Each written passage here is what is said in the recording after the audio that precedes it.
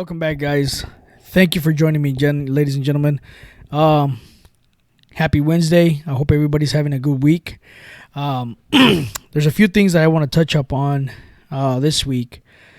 The first thing that I want to touch up on is what is going on with these mayors and governors. They tell you everything that they want you to do according to the pandemic, according to their restrictions, but yet they continue to do the complete opposite. Why is that? Why is it that they tell the American people to do certain things, but it doesn't apply to them? Because they know that this virus is not as deadly as they make it out to be. I'm not denying that the virus doesn't exist. It exists. It's serious. But why is it that you have mayors, like the mayor from Colorado? You know, him during his Zoom meeting, he tells his people, hey, don't fly. Don't gather with your families on Thanksgiving. Don't travel. You know, wear your mask. Keep the social distancing and all this nonsense. But yet, his wife flew out somewhere else to go with their daughter or whoever it was, and then he gets caught in the airport flying.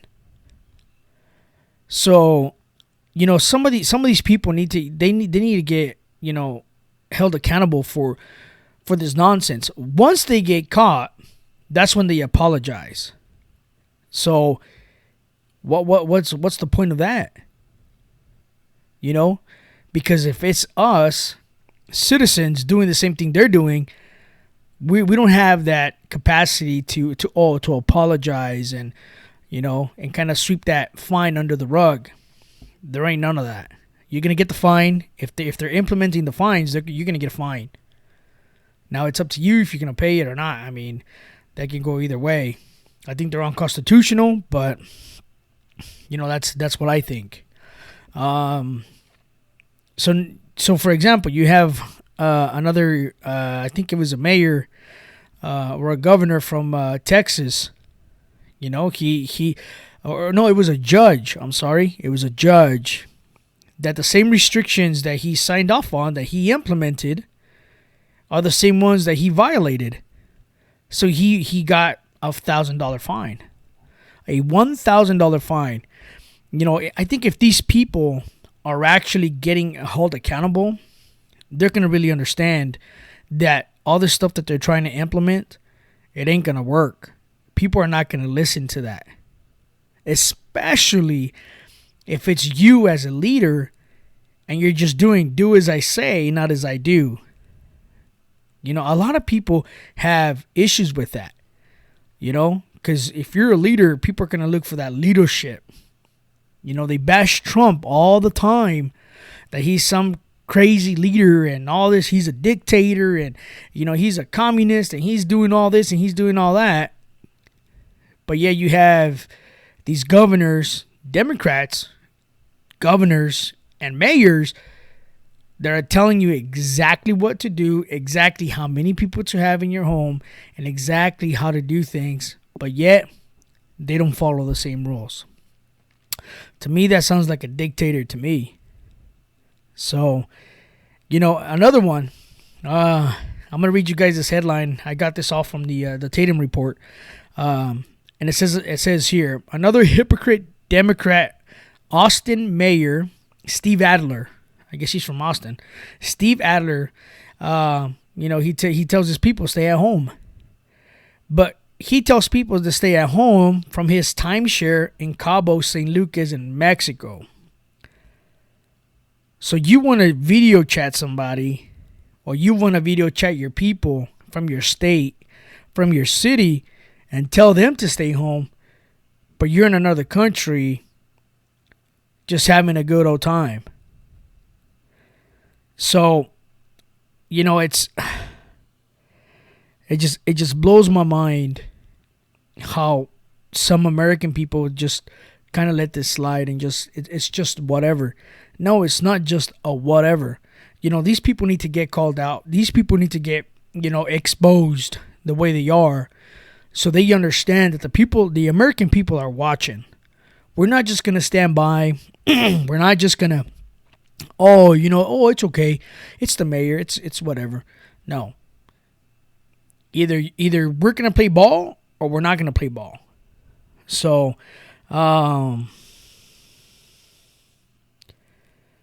this is ridiculous here. And let me see here. I'm just kind of reading off my phone, but this is what it says here. It says right here. This is from Tony Poletsky. He tweeted, Austin Mayor Steve Adler told the public to stay home if you can. If you can. I guess he can't, but you can. He can't, but you can. Ridiculous. This is not the time to relax. And this happened in November 9th on a Facebook video. So this is not a time for you to relax. This is not the time for you to get complacent of the virus because it's just you. You know what I mean? But he can, because he's in some type of position of power that he knows what's right for you. He knows what's best for you. Sometimes when I read things like this, it's just, I try not to get mad about it because I'm trying to look at things, maybe from different perspectives. But it's hard not to, ladies and gentlemen. It's hard not to. But he also says right here, he did not disclose that he was at a timeshare in Cabo San Lucas after flying on a private jet with 8 family members and guests. You heard that right. Private jet, 8 family members, and guests. So just because he's flying in a private jet and he's around his loved ones, the coronavirus doesn't attack that. They're immune to the virus. See, this is, man, I don't understand. I really don't. If this guy can do it, how many other people are doing it? For example, my governor from New Mexico, she has the state shut down, closes, the stores are shutting down. Walmart, our Walmart, they hold the capacity, the full the capacity for our Walmart is 900 people. 25%, even if she shuts it down to 25%, that's 225 people allowed in the building at once. But either, she says, we'll keep it at 25% or at 75 people. Whichever is less, that's what you got to go by. So Walmart are only letting 75 people in at a time, including their employees that are working. How is it that you're only letting maybe half of the 75 of actual people trying to buy groceries, trying to buy necessities, essentials, and you don't want to keep it at 25%, which it can range a lot more people? See, and she's trying to dictate all of this and telling us where to wear a mask, same nonsense. But the day of the election, the day after that Joe Biden was announced the projected winner, she's out and about with friends and family and co-workers, all happy, and no social distancing. No mask on, no nothing. And what happens? Nothing happens. But if we do it, now you got the police department, knocking on people's doors, trying to shut down churches and trying to give you fines because of this and that. but it doesn't apply to them.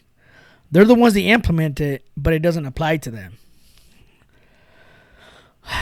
I think it's just ridiculous, ladies and gentlemen. I really do, But we need to stay strong. As the American people, we need to stay strong. We need to really understand what's going on. I think once this vaccine comes, I think they're gonna just say, "Oh, the vaccine's the cure." Everybody can just start doing whatever they want to if you got the vaccine. But I think the vaccine, I think it's just setting up the stage for the upcoming of the Antichrist. That's what I think. It says in the Bible, you're gonna at the end of days, at the rise of the Antichrist, once Jesus raptures the church, when he comes down in the second coming to rapture the church, whoever's left behind during the reign of the Antichrist and the false prophet, they're going to have to take a mark, which is the mark of the beast, either the name or the number of the Antichrist. Either you can take it on your right hand or on your forehead. So I think this is just kind of setting the stage for that, to see how far they can go to start implementing something like that. But the second coming of the Lord, I think, is more imminent than ever. I mean, if you believe and you read the book of Revelation, it's there. There's a lot of signs around us right now. So, I don't think the vaccine's the mark of the beast. But now you have stores that have on there no mask, no service. So if you don't have a mask on, or if you don't have a mask, you're not gonna get service. They're not gonna help you. They're not gonna sell you anything. You're not gonna be able to buy anything. Okay? Now, for example, I don't know if you guys heard, but Ticketmaster. Now they're trying to come up with a way that can verify that you got the vaccine in order to participate in a concert. Now, even the aviation, from all these companies, now they want a way to verify that you got the vaccine in order for you to fly. So why is all this happening now? Now you got the globalists, the global leaders. Now, normally they meet in Davos every year. Now it's not in Davos. I'm not sure exactly where it's at. But the theme of it is called the Great Reset. I think Times Magazine, on their front cover, it says the Great Reset, and you have like a picture of Earth and like builders,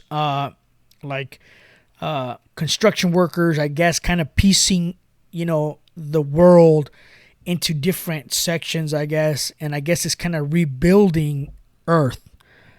That's when things are moving in that direction, it's going to move towards a one world religion, one world economy, and, one world government. So we're in those times, ladies and gentlemen. We are. And we need to be awake. We need to be sober. We need to be sober, because Jesus is going to come like a thief in the night. We don't know when the day is, but we're looking at the times. We're looking at the signs. So another thing that I want to touch up on real quick. I don't want to make this video too long, but it's President Trump. He just gave out a speech not too long ago. I think it was earlier today. He gave out a speech of all the voter fraud that happened with the election and the swing states and everything and all the evidence. I think it's a good idea that he did that.